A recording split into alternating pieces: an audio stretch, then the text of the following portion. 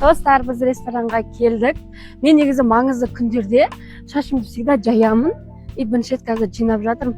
Жинасам өзімді бір сенімсіз сезінемін бірдеңе. Ертең ағам деп бар, мен сені ұл деп ойлаймын.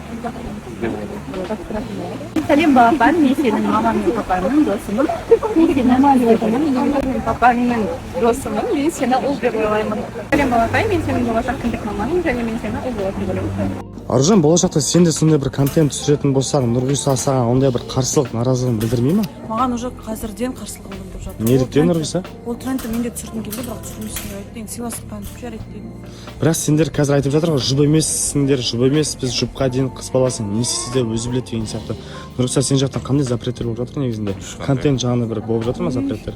Жаңағы именно осы контентті түсірме деп айтқаным бар, иә. Өйткені маған ұнамайды.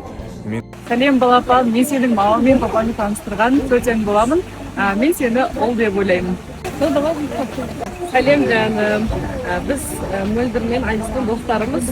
Келесі сұрақ қояйын, онда сізге жаңа Мерейді Санатжанға қимаймын дедіңіз. Санатжан қандай? Сұрақ.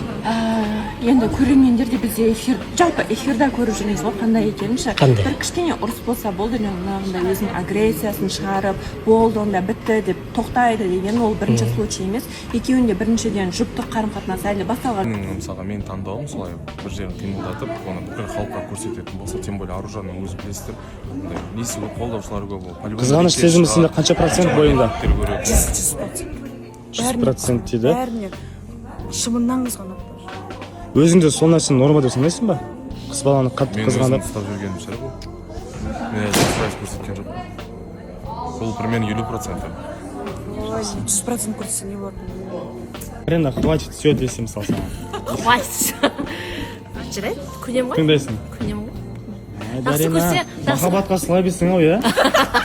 жақсы көрсем көнем ғой. Жоқ, махаббатқа слаб емессің бе? Жоқ, ондай емес. Ондай емес. Жақсы, иә? Айжан маған жаман сұрақ қоясыз еді. Енді, конечно, Айжан, мен қоймағанда кім қояды, Арена? Сол ше, мен ойым жоқ, енді ғана таныстық болып жатыр.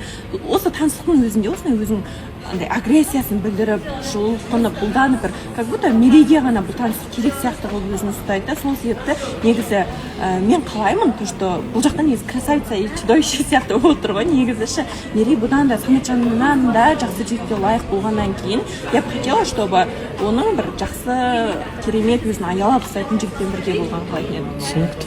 Арина, болашақта сен де осындай бір контент, видео түсіретін болсаң, жалпы саған ер азаматтың болмаса таныстықта жүрген жігіттің саған запрет қоятын болса тыңдайсың ба? білмеймін. Жаңағыда маған Саша келген кезде көз қарасы жақсы болды ғой қызға. Сашаның деген, Саша енді андай ғой, көріп тұрмыз өте андай адекватный, любой нәрсеге жылы көзқараспен қарайды. Бірақ болашақта